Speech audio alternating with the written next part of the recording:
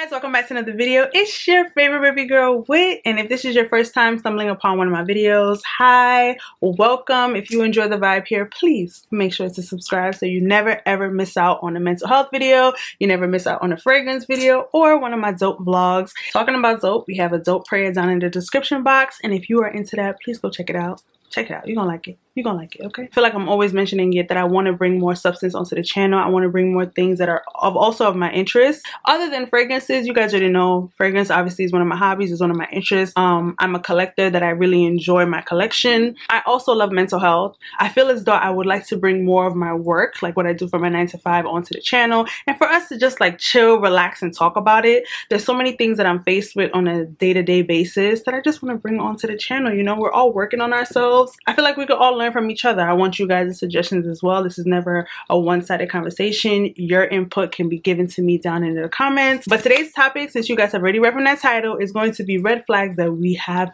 with ourselves. Guys, this video is real chill, okay? So get yourself something to drink, get yourself some popcorn, because this is just gonna be banter.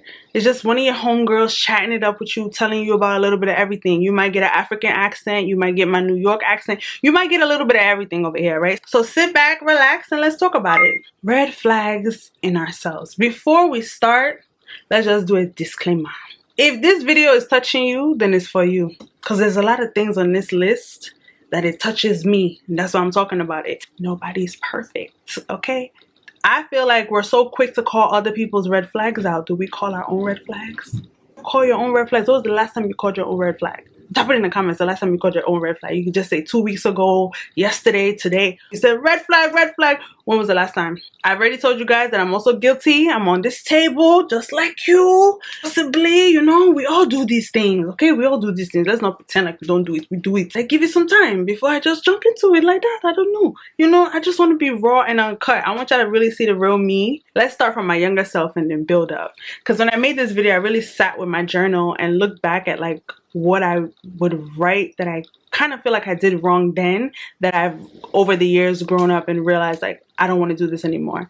So let's start with not speaking up due to fear of conflict or rejection. My biggest red flag, because I've always been very vocal, but when it came to certain people, I would kind of shy away and not say what I really wanted to say or really give that person a piece of my mind. And it's because I really believed in the whole you're not supposed to speak back to elders and stuff like that. And then to a certain extent, I really do believe that. Like, I would never go back and forth with my grandma. Like, grandma, you can have it. You're gonna win an argument every time. Will I hit you with one line that will really make you think about everything? Yes, but I'm not gonna go back and forth with someone as elderly as that. But there will be people that were just maybe 4 stupid years older than me, or just 2-3 years older than me, and I'll just look at it like, I cannot talk. I can't say what I really feel, or I can't really express myself, or just even have my own back for the simple fact of rejection or fear of being criticized or fear of people looking at me differently.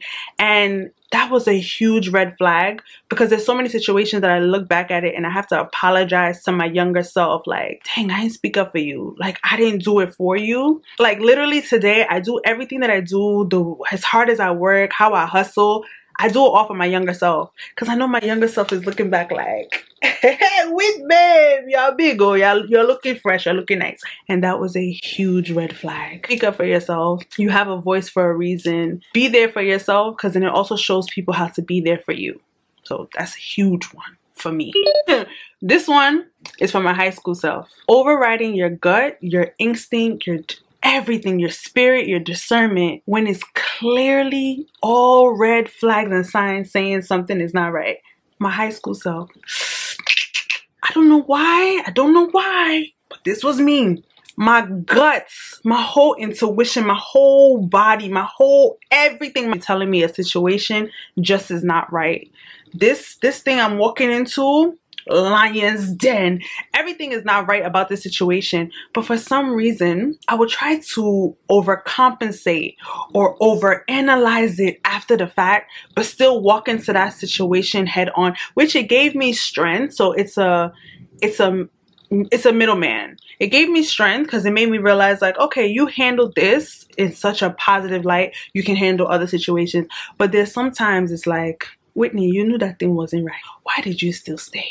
why did you stay there? Like, there's so many situations. And y'all, be honest. How many situations do you guys look at now with the knowledge and the wisdom you guys are encompassed with now and be like, why the hell did I take that rubbish? Oh, the audacity. When you think about the audacity of situations, it can get you so vexed. Because it's like, the situation wasn't even that bad, but it was the audacity, the shoulders, the legs, behavior you had.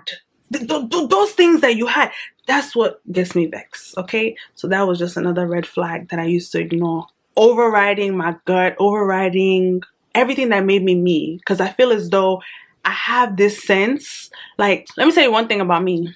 I'm a sharp babe. Before something unfolds, I can already kind of tell how the situation is going to play out. That's just me.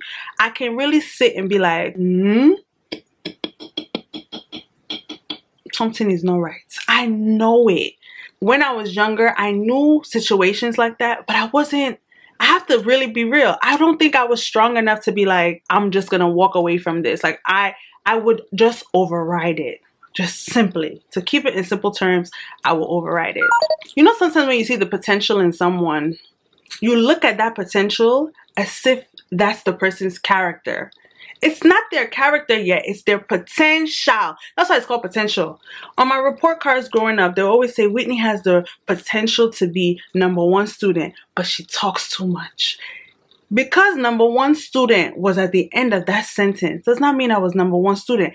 I had the potential. If I closed my mouth in class, I would have had the potential. I did make #1 student though. I did. But the thing is, I could have continuously made #1 student if I would have just zipped my lips. So I had the potential. I had all the category. I was friendly, I was nice. That was the problem. I was so friendly and nice. That's why everybody was talking to me. So if I had the potential to zip the lips, I would have been able to make first student. Sometimes we see the potential of a package and we want the package because we know what the outcome could possibly be. But it's a possibly be. So I would see a certain person, and because I can see like the drive and I can see where they're trying to go and what they're trying to do, I'm like, oh my gosh, like this is where I want to be. But they were not that person yet. They were not there with their own goals yet, which is completely fine. We all take our time with our journey.